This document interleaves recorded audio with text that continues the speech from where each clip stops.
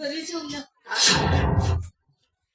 अगं असं अचानक मला मला नाही राहावंसं वाटत आहे मला.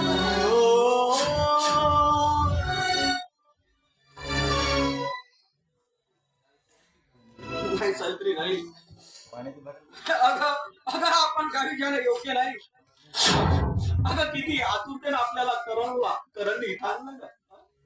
आणि आणि आपण असं अचानक निघून गेलो तर काय वाटेल त्याला? काय वाटेल? पण आपण इथे बसून खूप मोठे खाण्यापेक्षा आपण आपल्या गावाकडे मीठ भाकरी खाऊया. अगं तू बोलतेस ते बरोबर आहे.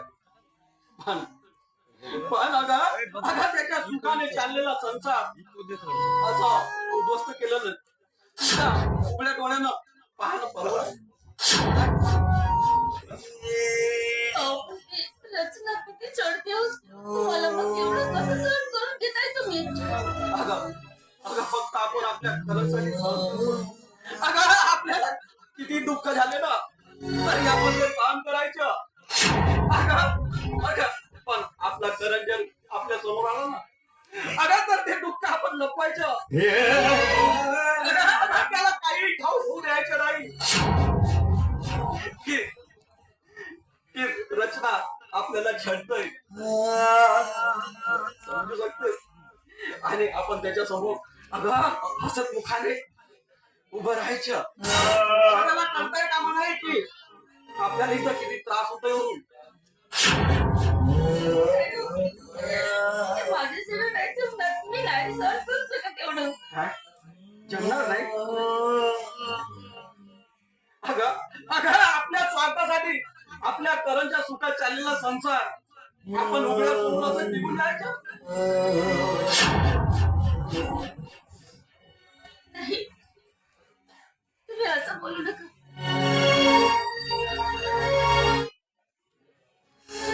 मी त्या करणच्या सुखासाठी काही करू शकते. अगं हीच अपेक्षा होती. अगं आता किती मोठं दुःख आलं ना तरी झोपण्याची तयारी करायची.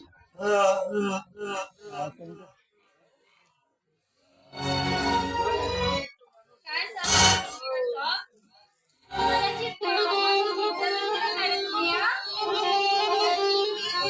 आम्ही तुमची निंदा करत ए बाईसाहेब माझ्यासोबत खोटं बोलायचं नाही हा. मी काही बोट शकत नाही. समजलं ना? पण आम्ही तुमची निंदा कशाला करायची? नाही करत. आणि आम्ही थोडं उभे होतो पण काही बोललेलो नाही. आणि काय रे तुला समजत नाही. तुझ्या बायकोला समजू सांगू शकत नाही तू. स्वतःचं पाणी उभा राहता येत नाही.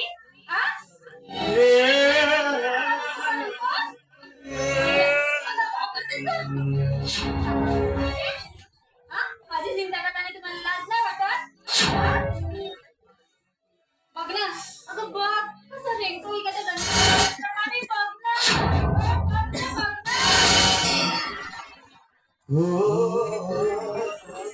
काय छळतेस का आम्हाला? काय छळतात? अगं काय बिघडलं का तुझ्या? काय बिघडवलं तुम्ही मला? आणि काय दोष? दोष आहे ते तुमच्या नशिबाचं. नाही मी विचार केला लग्नानंतर आम्ही दोघं सुखाने संसार करू म्हणून. पण नाही तुम्ही आले माझ्या डोक्यावर बसायला. आणि त्याची ही शिक्षा तुम्हाला होय ग आम्ही खरंच जन्माचे पापीच्या आहोत. पापी नाही तू पापी आहे. भिकारी तुझे.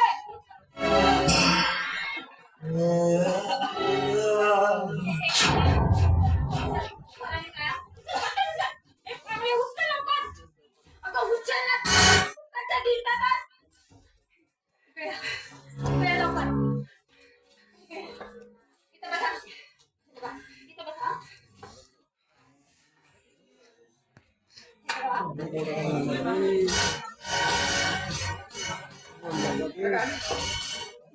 ठीक आहे. अगं आम्ही करणला काही सांगणार नाही. मी काय म्हणते खरं नाही का? आणि मी तुम्हाला छळलंच ते करणला काही करता कामा नाही लक्ष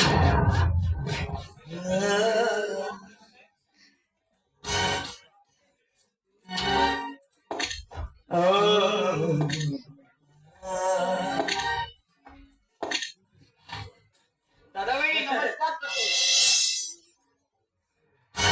आणि काय करायचं ना, तुला इकडे तिकडे मी शोधत आहे आणि तू इकडे दादा वहिनी काय करते? आणि करण सकाळपासून तुझीच कामं करायचं का दादा वहिनीचे काम नको करायला का वा?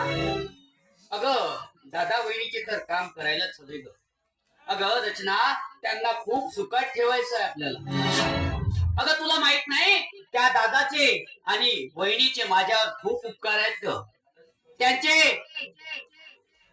जन्मभर सेवा केली ना, तर मी त्यांचे उपकार कधीच फेडू शकणार नाही. हाडाचे कार करून रक्ताचं पाणी केलंय ग माझ्यासाठी. देवा समान दादाला आणि आई समान वहिनीला खूप सुखात ठेवायचं ग. मला त्यांना खूप सुखात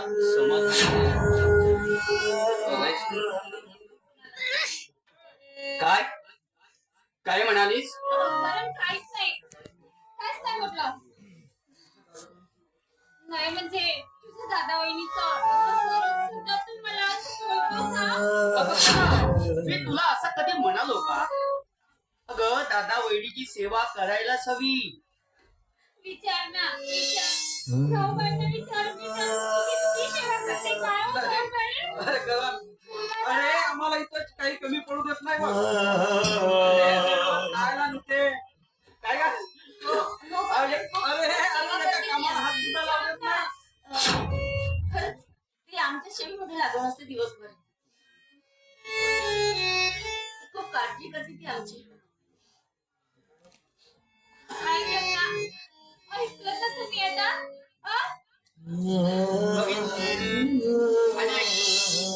बरं मी काय म्हणतो, आज कंपनीमध्ये ऑडिट आहे, तर ते मी ऑडिट आटोवून लवकर परत येणार. म्हणजे आज लवकरच येणार आहे मी घरी.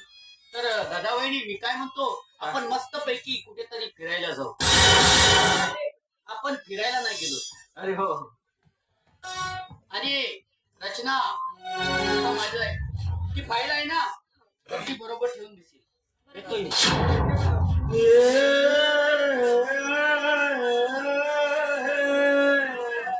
वा करण वा. अरे इतक्या सुंदर बायकोशी बोलायला तुझ्याकडे 2 मिनिटं सुद्धा नाही आणि या भिकाऱ्या दादा वहिनीला फिरायला न्यायला तुझ्याकडे वेळ आहे. अरे बघतेस कसं तू या भिकाऱ्यांना फिरायला नेत असते. वहिनी जा माझ्या बेडरूम मधून शृंगाराचं सामान घेऊन या, कारण आज मला सुद्धा फिरायला जायचं आहे. जा पटकन.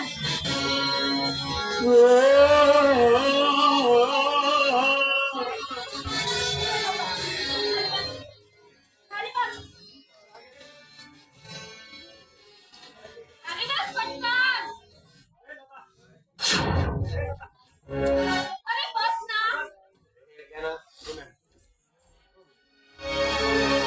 आधी शांत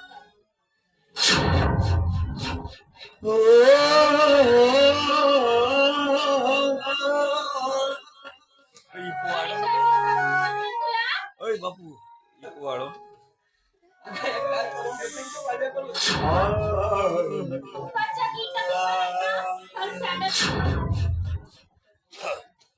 पहिले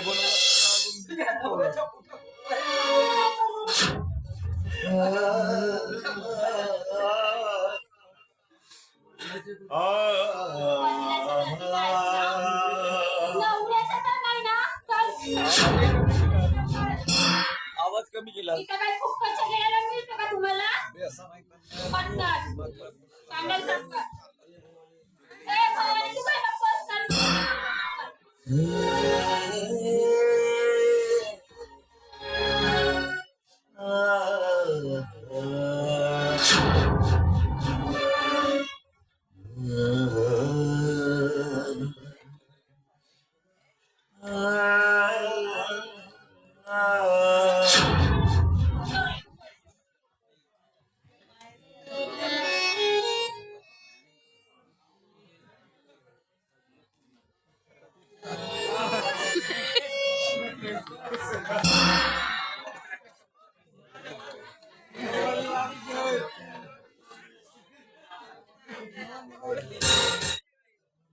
रे.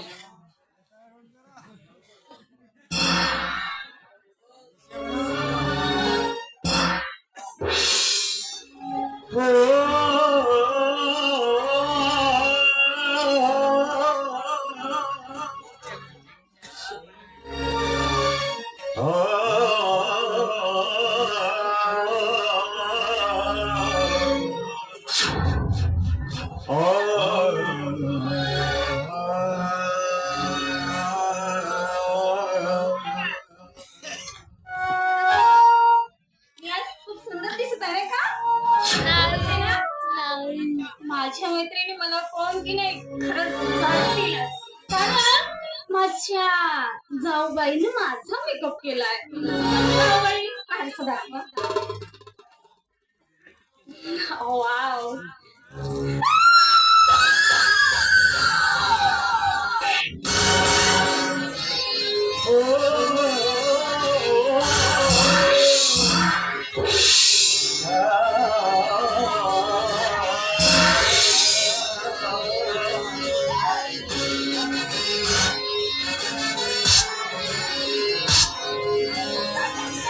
तुम्हाला हे का केले?